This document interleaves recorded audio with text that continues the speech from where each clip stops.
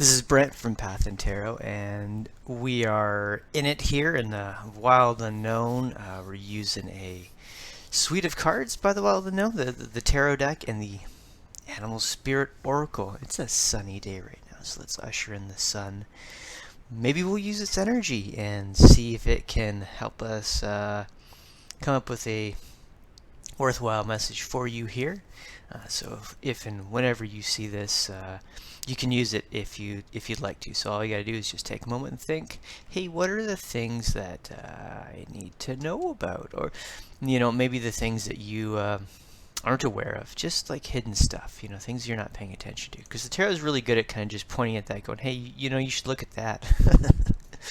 So we're gonna use the Wild Unknown cards. But both the decks together, I think, because the reason I started this reading series is to kind of get at the ability to use more than one deck, at least two decks.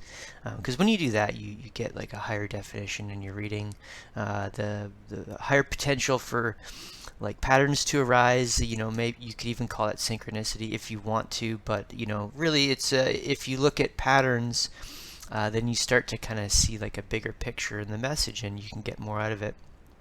And the great thing about the Animal Spirit Oracle and why it works so well with the Tarot deck is because it's got the elemental symbols, right? You can see them shuffling through there if you can see that. So it works really well with the Tarot. So these two decks for me are like the definitive like suite of like the Wild Unknown. There are more decks by Tim Kranz, of course, Kim Kranz, but I think these two are kind of like the main ones, at least for me, because I got them kind of at the same time.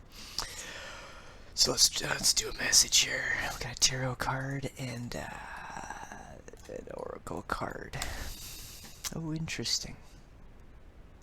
So we've got the lizard here. It's a fire energy, and then we've got the Four of Swords, and that's an air energy. So right away, without really considering what the cards mean in any way, we can say that the elemental associations like match each other, like they harmonize.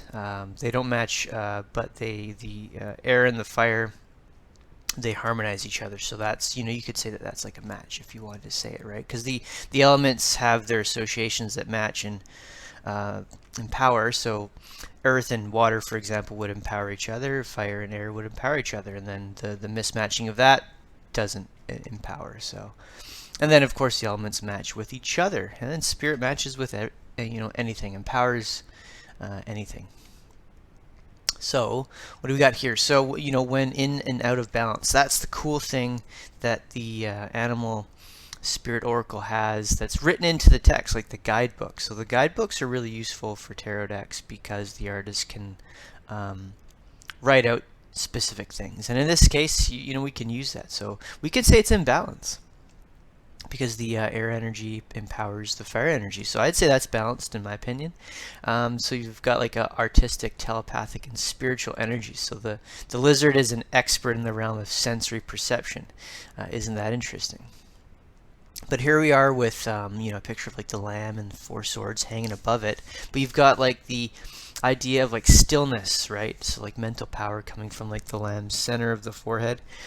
In other tarot decks, the 4 of Swords kind of represents maybe rest, or like laying to rest like a hero after the hero's gone on its journey, or maybe has perished, right? It's almost like a memorial, like an above ground grave, like a sarcophagus kind of thing.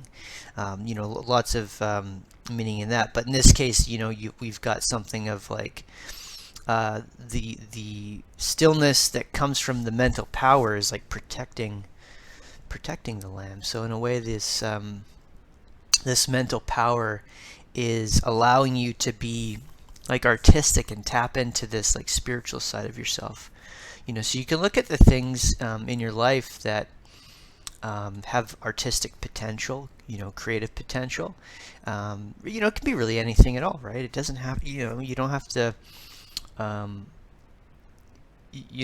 act in the normal artistic ways like music, dance, visual art, like those types of like mediums, right? You can try to interject art and creativity in any area of your life. And if you do that, then you may be able to harness this like mental power that comes from it. Like you can achieve a stillness. Because what's interesting is that when you are doing a task and you're really, really good at the task, um, and you could assume that like being an artist, you would also be really good at the thing that you're doing. Like if you're a musician and you're really good at music, you in the process of doing that, you get this like mental clarity.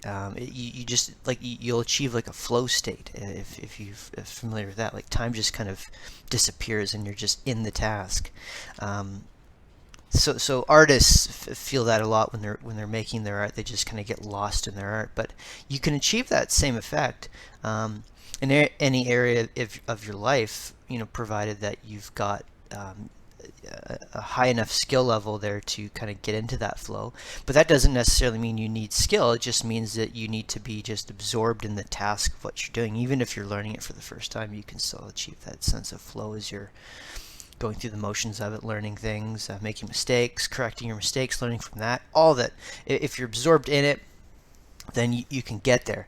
Creativity kind of helps you overcome these hurdles that are part of, like, say, the learning process. And that comes with like your creative flow state. So the more creative you are, the less barriers that you would have in front of you. Because when a barrier appears in front of you, you just overcome it. So it's almost like there is no barrier. It's just a continuous, flow of creativity and actions. So it all just kind of comes together. So when we look at like the fire lizard, the lizard and the fire, so that you're dealing with like dreams as well too. So in a way, those moments can sort of empower your dreams as you go through your flow state. You kind of enter this weird state of mind where like lots of things happen at once in your head. So that has the potential to kind of arouse dreams and intrigue in a way. But there's your Wild Unknown Tarot reading, and I'll see you in the next one.